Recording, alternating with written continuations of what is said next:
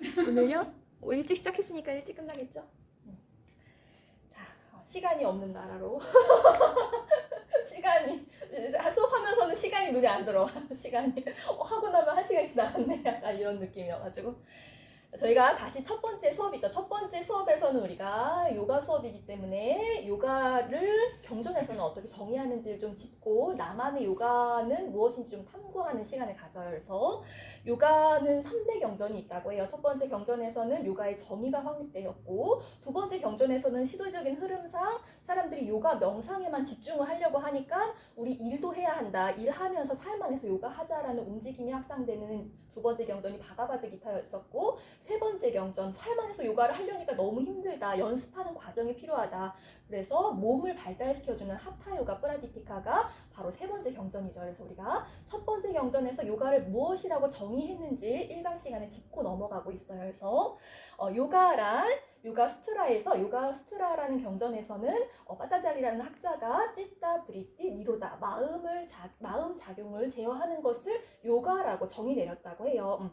그래서 마음 작용을 잘 하면 어떻게 우리가 할 수 있냐에 대해서 아시탄가 8가지 단계를 소개했다고 하죠. 그 첫 번째 두 번째 단계가 바로 야마 니야마예요. 그래서 우리가 6강 시간에 이 야마 니야마 5가지 사항을 좀 자세하게 탐구해보는 시간을 갖고 그 세 번째 가지가 바로 매트 위에서 우리가 열심히 수련하는 아사나 요가 자세죠. 그래서 아사나에 대한 정의까지도 확립을 했다고 해요. 아사나란 스티라, 숙함, 아사남, 확고하지만 강인하지만 숙함, 편안한 상태, 고요한 상태, 이완된 아사남 상태를 아사나라고 정의 내렸다고 해요. 그래서 우리가 계속해서 매트 안에서 이 스티라, 숙함, 강인하다, 편안한 상태를 계속해서 연습하는 시간을 가져보죠. 그래서 그럼 아사나를 왜 하냐라는 이유까지도 밝혔다고 해요. 우리가 아사나를 하는 이유는 요가의 목적은 실은 명상이죠. 가만히 앉아서 외부로 달아났던 시선을 내 안으로 거두어서 몸이 있는 자리에 마음을 고요히 앉히는 것이 요가의 목적이고 아사나의 목적은 그렇게 명상을 잘 하기 위해서 우리의 지지대, 척추대를 잘 세우는 것이 요가 아사나의 목적이라고 해요. 그래서 척추 안에 있는 척추를 이제 요가에서는 나디라고 표현하고 척추 안에 그 에너지가 잘 흐르지 못하게 하는 세 구간이 있다고 우리가 계속해서 얘기를 하고 있었죠. 요가에서는 그것을 매듭 결절이라고 표현을 해요. 그래서 그란티, 현대 움직임에서는 2차 왕복이라고 표현을 하죠. 쉽게 디스크가 일어나는 요추, 흉추, 경추를 보호시켜주는 움직임이 바로 요가에서는 반다기 때문에 저희가 1강부터 3강 첫 주에는 이 반다를 잠그는 연습을 해요. 그래서 바로 오늘이 첫 번째 시간이기 때문에 첫 번째 차크라 안에 머물러 있는 뿌리 반다를 오늘 한번 잠가 볼 거예요. 그래서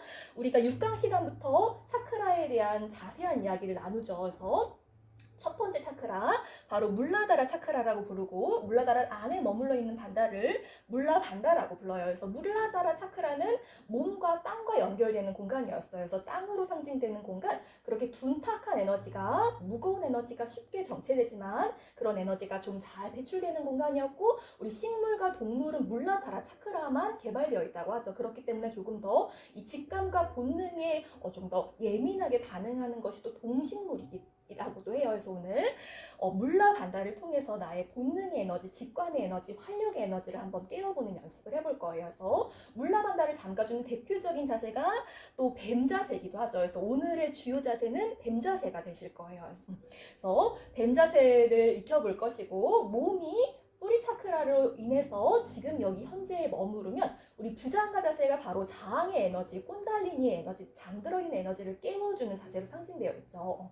나의 잠들어 있는 에너지를 무한대로 확장시킬 수 있다 해서 우리가 이 시간에는 또한 무한함을 상징하는 동그라미 만달라 플로우를 진행하고 있어요. 그래서 우리가 지난달에는 입춘도 걸려 있었고 입춘도 걸려 있었고 경칩도 지지난달에는 입춘이 걸려 있었고 입춘 특강 때 우리가 함께 했었던 곡이기도 하고 경칩이었죠. 지난달 이 시간이 또 경칩이었어서 만물이 깨어난다 해서 더 이상 꿈이 아니야 라는 곡 송소희 씨의 이때만 해도 미발매 곡이었는데 그 사이에 또 발매를 하셨더라고요. 나더 드림에 맞춰서 만달라 플로우를 진행했다면 오늘은 우리 책의 주제와도 맞닿아서 오 샹들리제라는 곡에 맞춰서 만달라 플로우를 진행해 볼 거예요. 오 샹들리제는 이제 프랑스 샹송이죠. 그래서 햇살과 비, 정오와 자정에도 샹들리에 거리에는 당신이 원하는 모든 것이 다 있어요 라는 노래 가사를 담고 있다고 해요. 그래서 이번 달 책은 저희가 비베카난다의 책에 대한 책을 한번 읽었었죠. 베단타 철학을 다룬 마음의 요가라는 책을 읽었는데 이번 달 책은 비베카난다의 명상이라는 책이에요. 그래서 베단타 철학을 이 책 또한 다루고 있어요. 그래서 이 책에서는 지복이로 가는 문해서 우리가 원하는 그런 지복, 행복은 바로 외부가 아닌 우리 영혼 속에 깃들어 있다라는 주제가 나눠지고 있어서 오늘은 샹들리에 맞춰서 만달라 플로우도 진행해 볼 것이고 저희가 지난달부터 시도하고 있는 플로우가 있거든요.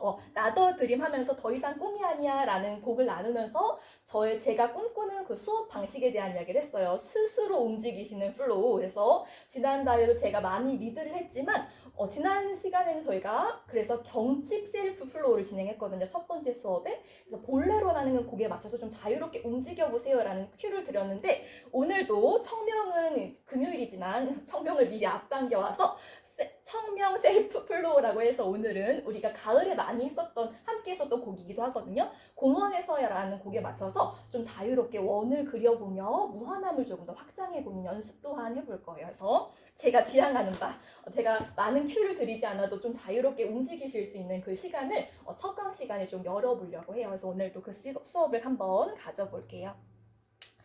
그리고 저희가 이번 달 책은 오늘은 저희가 이렇게 규칙적으로 끊어서 읽죠. 그래서 오늘은 제가 페이지를 써놨는데 23페이지부터 41페이지까지 한번 읽어봐가지고 이 23페이지부터 41페이지까지는 이제 명상이란 무엇인가에 대한 이야기를 나누고 있어요. 그래서 우리 요가 철학, 빠딴자리라는 학자가 요가 철학을 확립할 때 영향을 받은 철학이 있었다고 하죠. 우주가 어떻게 창조되었는지를 밝히는 철학, 샹키아 철학에 많은 영향을 받았다고 해요. 그래서 이 1장에서도 이 샹키아 철학에 대한 부분적인 설명을 나누고 있어요. 그래서 우리 우주는 푸르샤, 의식이 있고 프라크리티, 물질이 있는데 이 두 가지가 잘 화합되면서 모든 것이 창조되었다고 해요. 그래서 이것이 화합되면서 행복도 창조되었고 고통도 창조되었다고 하죠. 그래서 이것이 잘 화합되면 우리가 행복을 잘 누릴 수 있지만 우리가 몸이 있기 때문에 할 수 있는 일이 있고 또 의식이 있어야지만 할 수 있는 일이 있잖아요. 이것이 박자를 잘 맞추면 그 안에서 행복과 평안함, 지복을 일으킬 수 있지만 이것이 엇박을 낼 때가 있죠. 내가 몸이 아프면 실은 의식도 온전하지가 못할 때가 있잖아요.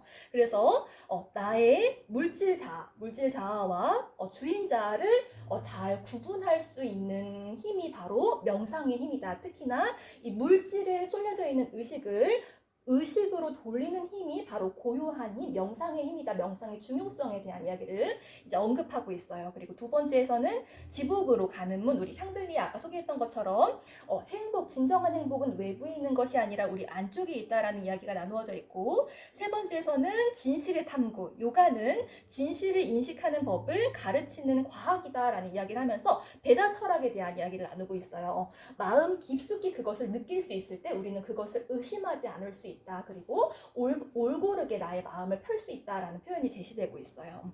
그리고 이제 우리가 요가는 마음작용 제어라고 했었죠. 우리의 마음은 얼마나 가만히 있는지 못하는지에 대한 설명을 하면서 이제 원숭이를 비유를 들고 있어요. 우리 요가 자세 할 때 원숭이 자세가 있죠. 하누만 씨는 그러한 원숭이는 이제 날뛰는 마음을 상징해요. 날뛰는 마음을 잘 다스려서 영웅이 되었다고 하죠. 근데 대부분의 원숭이는 그 날뛰는 마음 때문에 굉장히 고통을 많이 입는다고 하죠. 그래서 원숭이가 술을 먹어서, 여기서의 술은 이제 욕망에 빗대고 있어요. 술을 먹어서 휘청휘청거리면서 전갈에게 찔렸다라고 비유가 되면서 여기서의 전갈은 질투의 마음에 빗대고 있어요. 우리 사촌이 땅을 사면 배가 아프다라는 표현을 하죠. 그렇게 질투에 빗대고 있고 전갈에 쏘이면서 막 고통스러워할 때 그 원숭이의 마음에 악마가 들어왔다라는 비유를 들면서 이 악마를 자만에 빗대고 있어요. 그래서 우리의 마음은 외부를 쉽게 향하면서 욕망이 일어나고 질투가 일어나고 자만이 일어나면서 몸이 있는 자리에 마음을 잘 놓지 못하는 속성이 있다라는 표현을 나누고 있어요.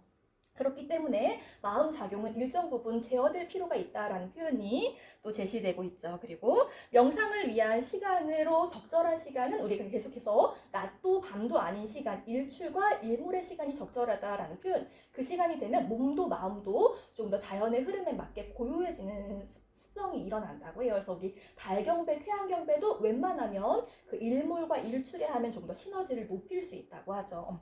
그리고 기도하라라는 표현 마지막 장에서 요 페이지에서 마지막 장에서 기도하라라는 표현이 제시되면서 우리가 가장 큰 행복을 느낄 수 있는 가장 큰 평화, 풍요를 이끌 수 있는 가장 좋은 방법은 실은 남이 행복한 걸, 남이 풍요로운 걸, 남이 평안한 걸 우리가 보는 것이라고 해요. 그래서 이러한 만트라 문장을 외면서 기도를 한번 해보자라는 말로 이렇게 첫 장이 마무리가 되고 있어요. 부디 모든 존재가 행복하기를, 부디 모든 존재가 평화롭기를, 부디 모든 존재가 즐겁기를. 그래서 우리 지금 달이 상현달을 향해 가고 있죠. 그래서 상현달부터 보름달, 무한함을 펼쳐내기 좋은 시즌, 성취의 에너지를 이끌기 좋은 시즌, 또한 상쾌알파 의도 세우기 좋은 시즌이라고 해요. 그래서 오늘 이러한 문장들로 모두가 행복하기를 바라는 문장으로 오늘 한번 의도 세우면서 부장과 뱀자세로 잘 뿌리 내려보는